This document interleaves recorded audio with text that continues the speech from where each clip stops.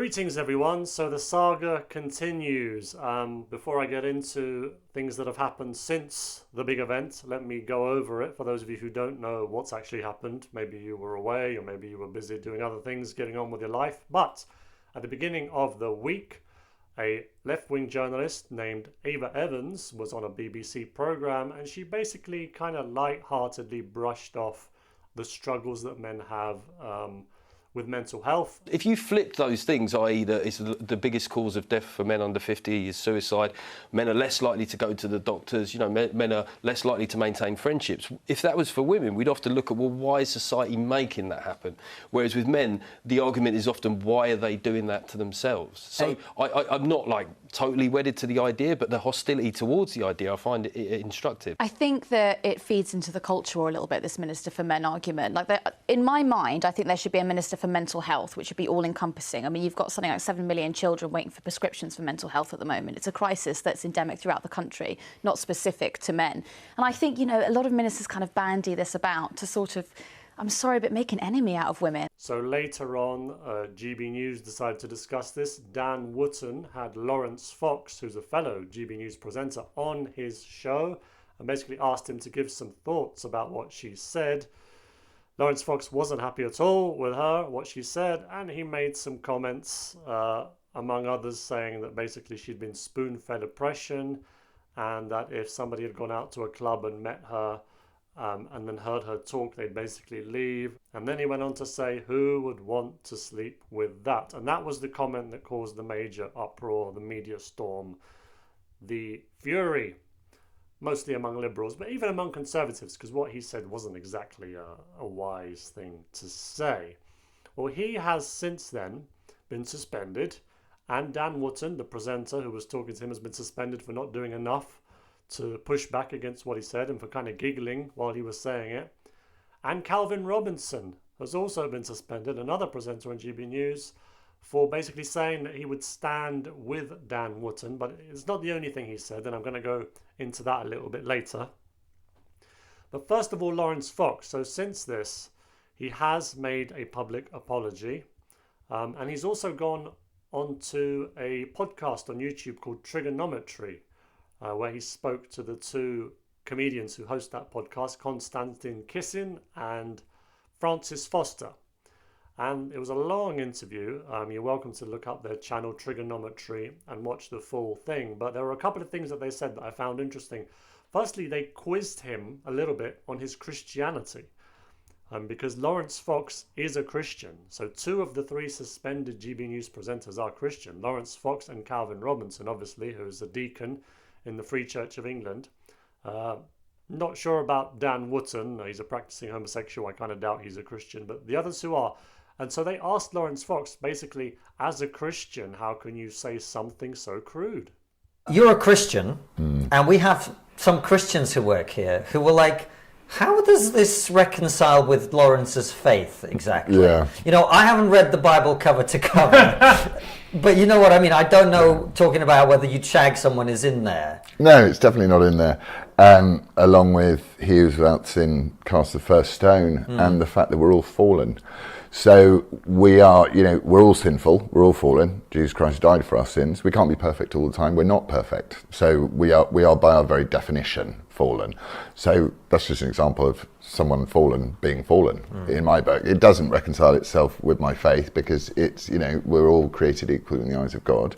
And actually, speak to any women I know, they're upheld and loved and supported and honoured as they should be. And there you saw his answer. And to be quite honest, it's a little bit of an odd question because you're saying, oh, so you're a Christian, how could you possibly do something wrong? And his answer was the kind of answer you'd expect. Well, he does make mistakes and that we are fallen as people and, these things do happen. We're not perfect and we keep trying to improve and forgiveness is important. It's a bit of an odd thing to say, you're a Christian, you should treat people well. How's it possible that you've treated people badly? Because Christians are not perfect either. They strive to live a certain way, but they're not perfect.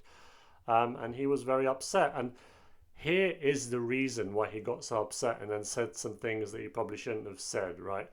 He has friends who have committed suicide. It's a hot topic for him. It's something he gets very emotional about. And he himself has even had thoughts of suicide. Okay, he admitted this during the interview as well. Here is him getting emotional while talking about suicide. Do not belittle male suicide because I have friends who have died from male suicide and you don't see it coming. And I'm still angry about it. Don't do that. Don't go, oh, it's a cultural issue. Or, yeah, shush. You never see it in men because they just go, and then they, I'm lucky I'm an emotional person. And that is a story. And to belittle that is shameful and disgusting, actually. And, I could make an argument now that I'm riled up again to say people like that are vile, disgusting people. But I can't do that. But I can make an argument to do it because I don't want to be in that world. I'd much rather be in the forgiveness and contrition world, and because that's where we're going to have to head. But to do that, I've had to deal with families that have had this take place, and no one knew it was coming. So you do need to talk about men's mental health. Okay, so that might explain a little bit better as to why perhaps he was so angry and why he said what he said. Ava Evans is hardly an innocent little flower. She makes quite a lot of provocative posts. A lot of them are against men. She's said such things as she wants to social distance herself from men, or she's wearing a mask to protect herself from the real virus, men. So she puts things out there and she knows they're controversial and she knows it's going to get a negative reaction. So then suddenly when somebody hits back and gets quite upset with something that she does, and in this particular case it wasn't related to things she said about men on social media or silly jokes she'd made. I don't know if they were jokes or if they were semi-serious, but it was about what was taken as her making light of male suicide. She didn't mock male suicide or say it was good, but when it was being talked about and when services being set up to help men specifically were being talked about, she didn't like that idea and just dismissed it as a culture war argument, basically, and said that there should be a service set up, but it shouldn't just be for men, it should be set up generally. That was what Laurence Fox took exception with. Let's be honest, the best way to resolve this situation would have been if Laurence Fox and Ava Evans sat down in a room together and talked over what just happened. And she could have told him she was really upset with what he said and she thought it was sexist. And he could have apologized and said he shouldn't have said what he said, but he was really angry about some things she said. And perhaps they would have hashed it out a bit and come to some kind of agreement, or at least understood each other's points. That would be the adult way to do it. But instead, she's gone on various programs and spoken to various media outlets and talked about how horrible he is. And he hasn't really done anything to reach out to her. I mean, he did make his apology. It was a 15-minute long video, and the apology was perhaps 5 seconds. And a lot of the other stuff was just him talking about why he was so angry and about how this was a hit on him. So it's hard to be a good Christian. It is. It's hard to take the high road. Like if somebody went to Laurence Fox now and said, listen, why don't you just say a prayer for her? I know that she's really upset you with what she said, and then you reacted angrily and now you've got these problems and you've been suspended, but why don't you just say a prayer for her? That would be the Christian thing to do. And I know that isn't easy to do. I really do, when someone has angered you so much and quite possibly cost you your career. And he has mentioned this is the second time he's been cancelled. The first time was from acting, because he was an actor, and he was basically cancelled for saying that, England isn't actually a racist place. It's a very welcome, tolerant place. And people were saying it's racist, and they were unhappy that he had a different point of view. And that was pretty much what got him cancelled from acting. And now it looks as though there was at least an attempt to get him cancelled from political commentary and news presenting or having his own show on a news channel. Now, let's briefly move on to the other two. Dan Wootton, he's probably the one person who really did not want this, and he wasn't up for the fight either. Like when he got suspended, he was probably surprised. He isn't saying anything. He obviously doesn't want to be suspended. He wants to keep his show. It's a bit of a surprise he was suspended for basically not doing enough when Laurence Fox said something. I mean, he invited a guy on. GB News is supposed to be promoting free speech. Laurence Fox says something that's a bit crude and out of order, and then Dan Wootton, well, he did kind of try and then later say, well, to be fair to Ava Evans, she did apologise and she's a beautiful woman. We don't need these sort of feminist 4.0. They're pathetic and embarrassing. Who'd want to shag that? Oh, Laurence. Well, look, she. Sorry, All right. I'm just going to provide a touch of balance from her, because she did actually respond to this earlier today, saying that she regretted her comments, but she didn't apologise. Yes, so there you go. And she's a very beautiful woman, Laurence. Very beautiful woman. So he sort of almost was trying to push back a little bit, but at the end of the day, he's invited someone on who has an opinion, and he's let them say their opinion, even if it was considered shocking. Calvin Robinson, he's the one that surprised me initially, because he basically put out a statement to say that he was supporting Dan Wootton. But I've since had a look at that statement in a bit more detail, and I think there might have been another reason why he was suspended, not just because he said he wouldn't go on Dan Wootton tonight until Dan Wootton was back on it. But let's actually have a read through the whole thing that Calvin said. I will not be appearing on Dan Wootton tonight without Dan Wootton. Dan Wootton had a significant part to play in building GB News. He invited me along pre-launch. He also brought so many people on board, behind the cameras as well as on-screen talent, including the careerist, ambitious ones who are currently gunning for his job. These people are worse than the woke mob, because these vultures are giving the mob ammunition and essentially escalating the channel's demise. So he's kind of having a go at some of the staff in GB News, some fellow staff, saying that there are people who are gunning for Dan Wootton's job and basically helping the woke mob. We failed as a community to stand up for Mark Stein.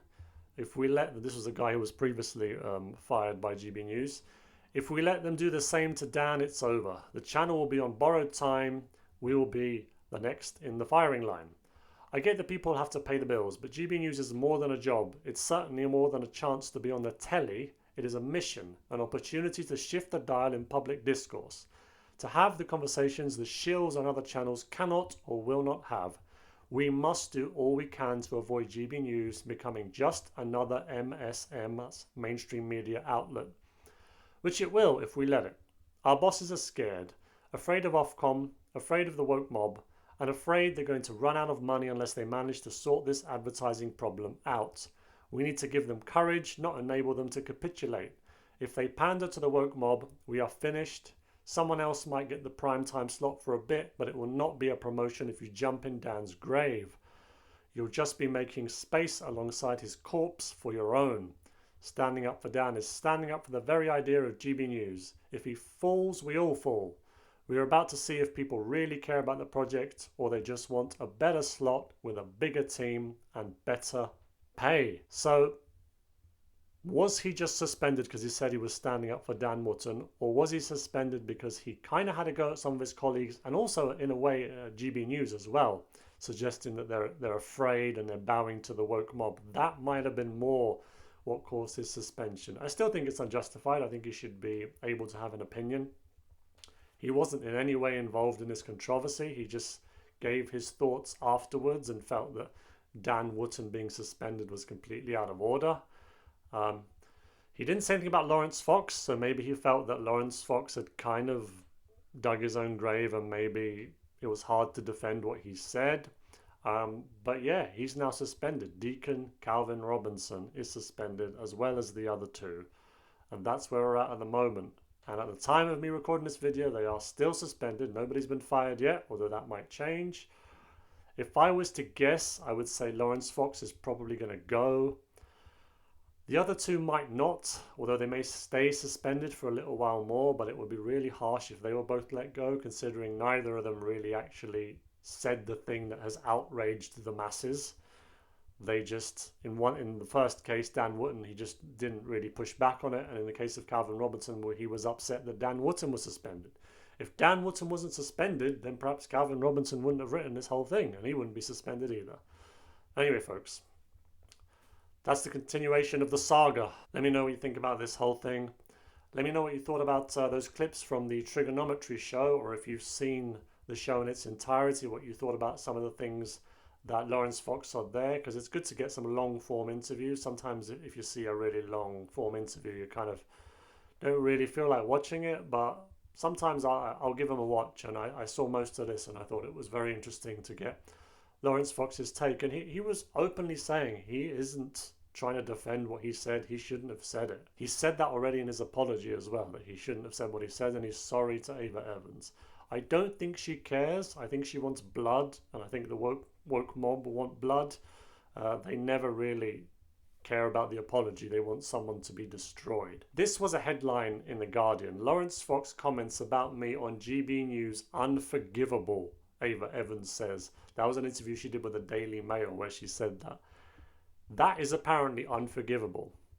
She can call men a virus, but if he says who would want to sleep with her, that is unforgivable. But I think the word unforgivable is key here, because unforgiving is pretty much the philosophy of the left. They do not forgive. And sometimes you can do something that really isn't that bad. And I think what he said, even though it was crude, it wasn't anywhere near as bad as some of the things she has said. And yet what he's done is unforgivable. And that's also the reason why people don't like apologizing. And it's probably why, Laurence Fox was pushing back against the mob. And even now on social media, he's still pushing back against it and giving examples on there of comments that others have made that seem to be completely fine, but yet he's got into all this trouble for his. You don't really want to bow down to and apologize to a bunch of people who despise you anyway and would like your career to be destroyed. If you're apologizing to someone, you're kind of hoping that they are decent human beings who understand the value of forgiveness and that your apology means something. Even if in the beginning they maybe find it difficult to forgive you, that they appreciate the apology, and they might need some time or whatever, but it's going to make a difference, because I think he is sorry, but he also doesn't like the idea of apologizing to people like Ava Evans and loads of supporters of hers who don't really care if he apologizes or not. They just want him done. They want him finished. And when those are the kinds of people that you're dealing with, you kind of don't really want to apologize to them. Even if deep down you do feel bad for what you said and you repent for what you've said, you don't really want to apologize to these kind of people. Anyway, folks, that's it from me. Thank you very much for watching, and have a blessed day.